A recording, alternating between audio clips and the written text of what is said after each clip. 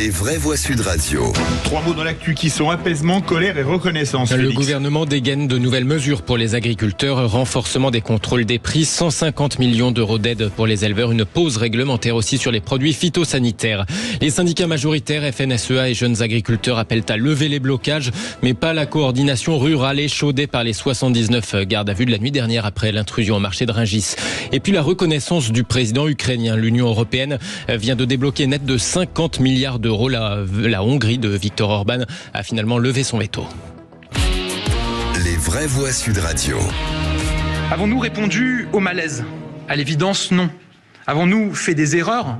À l'évidence, oui. Faute avouée à demi pardonnée, paraît-il. Au-delà des mots, Gabriel Attal promet une réponse sonnante et trébuchante à la crise agricole. Nos éleveurs ont besoin d'un soutien spécifique. Nous leur consacrerons 150 millions d'euros en soutien fiscal et social dès cette année de façon pérenne. Le gouvernement qui dit aussi vouloir défendre les prix d'achat et la loi Egalim, le ministre de l'économie promet de doubler le nombre de contrôles dans les supermarchés et chez les industriels. 150 agents de la répression des fraudes sont mobilisés dans toute la France pour mener des contrôles et les sanctions pourront s'élever jusqu'à 2% du chiffre d'affaires. Et sur le faux Made in France, Bruno Le Maire promet aussi plus de 10 000 contrôles sur l'origine française des produits, avec des sanctions qui cette fois pourront atteindre 10% du chiffre d'affaires des industriels ou des distributeurs qui auraient fraudé sur l'origine française des produits agricoles. Le gouvernement indique aussi vouloir empêcher les supermarchés de contourner la loi française avec des centrales d'achat hors de France, comme en Belgique par exemple. Tiens, Bruxelles justement, où l'exécutif promet de se faire porte-voix des intérêts de l'agriculture française. Le travail continue en ce moment même à Bruxelles, où se trouve le président de la République. Nous avons eu de premières avancées majeures sur les importations ukrainiennes, sur les jachères, sur le Mercosur.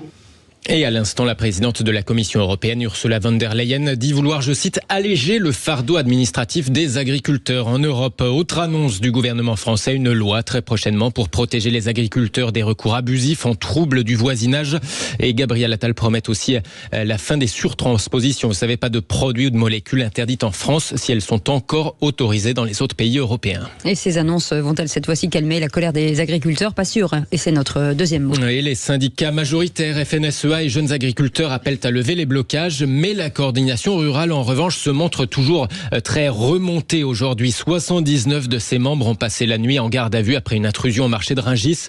Florian Tournade, président de la coordination rurale de la Creuse, participait à un rassemblement tout à l'heure devant l'Assemblée nationale. Nous on voulait monter, on voulait aller à Rungis, parce que Rungis c'est quand même symbolique, c'est l'estomac de Paris, sauf que ça nous a été empêché.